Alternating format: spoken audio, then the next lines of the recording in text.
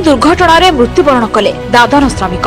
परिवार बोझ को मुंडरे धरी सुदूर सूरत सहर को दादन श्रमिक भाव ट्रेन रे यात्रा आरंभ करथिले गंजाम जिलार पोलसरा स्थित माधवपृष्टि साहिर प्रफुल्ल साहू। हेले बालुगा स्टेशन रे ट्रेन रे चढ़ुवा बेले गोड़ खसी ट्रेन रु तलकू पड़ जाइथिले प्रफुल्ल। आकस्मिक भावे किए किछि बुझिबा आगरु ट्रेन दुर्घटना रे गोटी हाथ कटि जाइथिबारु तांको रेलवे पुलिस पक्षरु 108 एम्बुलेंस द्वारा ब्रह्मपुर मेडिकल को निया जाइथिबा बेले बाटरे प्रफुल्ल साहूको मृत्यु होइछि। एपरिक घरर एकमात्र रोजगारिया मुरबी प्रफुल्ल को हराई पूरा परिवार संपूर्ण भांगी पड़िछि। एने सरकारी साहाय्य जोगाई देबा पई पोलसरा अंचलवासी दाबी करछथि।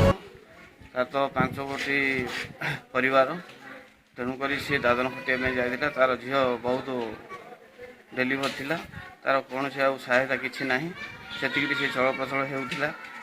हाँ ताकू किसी सरकार सहायता करंतु नचे तो सी कौन से रास्ता ना। गंजाम जिले में दादन श्रमिक सरकार आदौ चिंतित नुहति जहाँफल आम साहिर प्रफुल्ल प्रधान मृत्युवरण आम निज आखिर देखिलु।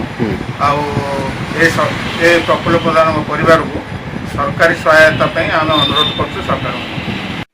बाबा सूरत जाऊे दादन खटिया खोर्धारू बालुगाँ स्टेशन जा रास्तार पुणी से सीट चेंज थिला टीटीआई सीट चेंज करने को कहला जा रास्तार ट्रेन छाड़देला छाड़देबारू ट्रेन पाद खसिकी मृत्यु हो गला।